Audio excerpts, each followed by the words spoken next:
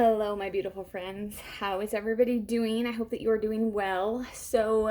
Like you probably, I have been racking my brain at some of the comments and the way that people interact with one another, and it really hurts my heart that there are relationships that are blood relationships, they're family relationships, they're friend relationships, like long-standing friend relationships that are being severed during this time. And I understand the concept of pruning and growing and changing and going forward. I certainly get that, but it hurts my heart when I see it in families, when I hear people who are brokenhearted over it, when I see how we're responding to one another on social media, and it concerns me greatly for the generation. Like, if we're the adults and we're teaching this, what is the next generation going to pick up?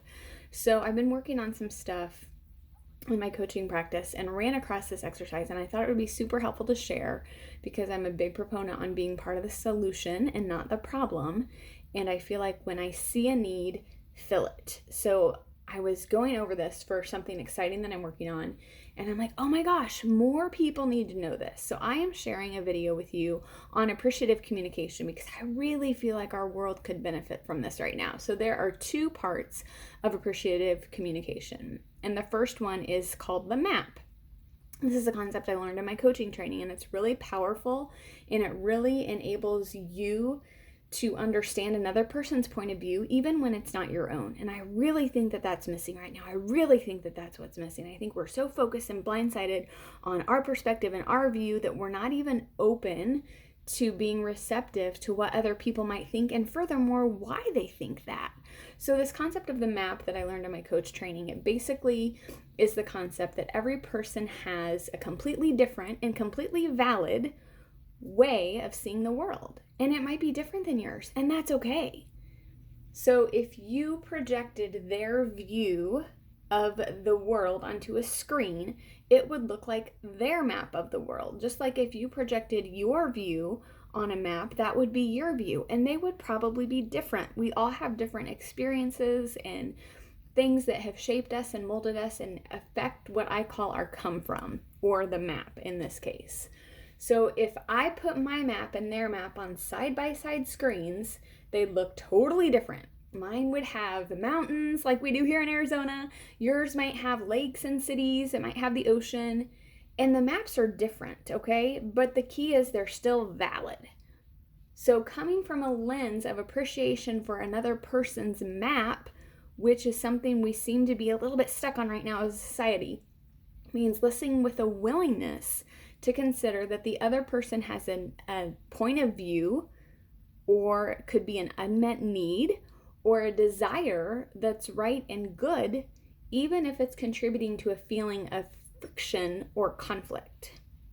And it's very possible and even likely that their behaviors or views make sense in their world, even if they don't make sense to you. So this takes practice. It takes a willingness to temporarily set aside your own assertion of if you are right and the other person is wrong or misguided. And it also requires being curious. And you can't be curious and judgmental at the same time. So in order for us to be curious, we need to drop the judgment. And I think that's another thing that's so thick right now is the judgment. So let's replace the judgment with curiosity. And really consider, why do they see things the way they do? Why do they feel that way? Why does their opinion look like this and mine looks like this, okay? So here is an example. Person A, I love dogs. Person B, I hate them. Person A silently thinking, well, I don't know if I can trust somebody who doesn't love dogs. And the connection is broken here because neither person is becoming curious about the other person's map. Hello, 2020. So if we look at the same conversation with the approach of curiosity about the other person's map, it would look like this. Person A, I love dogs. Person B, how or when did you start to love dogs? Person A, well, my grandmother had a dog and I spent a lot of weekends at her house, and it was a really lonely time because I didn't have a lot of friends, and my grandma had a dog and her dog was named Birdie, and Birdie really became my best friend. And so I've just loved dogs ever since. So person B, wow, what they say is true. A dog really was your best friend. So now person A is feeling warm and fuzzy, silently thinking this person understands me. So does this create less connection or more connection? More connection. And I think that's what's missing right now, guys. I think that we are missing the curiosity. I think we are missing the appreciation. I think we are seeing things one way. We're not open or curious to the other sides, and it's just this back and forth, and it's really not serving anybody. So my hope is that this exercise for my coaching practice somehow benefits you with what we're going through right now. I know it's been helpful for me, not only right now, but just in other areas of my life. My hope is that this could be a great tool that you could use in other situations as well, because chances are you're not going to agree with people 100% of the time. And so how can you approach it in an appreciative way rather than a judgmental or condescending way? So the second step is specificity. That is a hard word. So one of the biggest reasons that we experience problems with communication is because there is an inherent lack of specificity in the way humans speak. So we tend to delete details of the conversation happening in our own heads, but we still expect others to understand us. So we might do this intentionally. So if I say to you, think of a dog, but I don't tell you what any more specifics than that, you're going to picture a dog, and it's going to be different from the dog image that I had in my head because we have those different maps.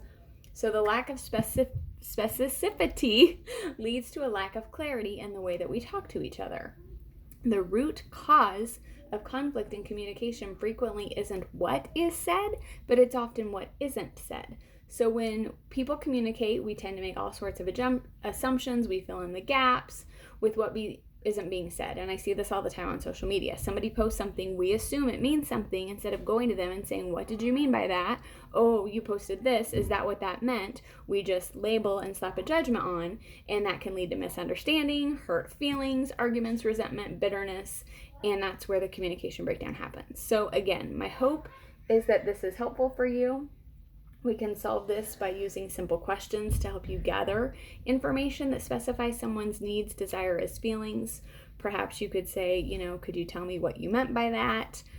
Why do you feel that way? I'd like to hear more about that experience. Just be curious and not judgmental. That's my biggest takeaway. So I hope this is helpful. I don't think there's really much more to say on that, and I'm kind of talking for a long time. So hope you have a beautiful day. Thanks for watching. If you have any questions, if something wasn't clear or specific enough, that's much easier to say than specificity, let me know. We'll talk to you guys soon. Bye.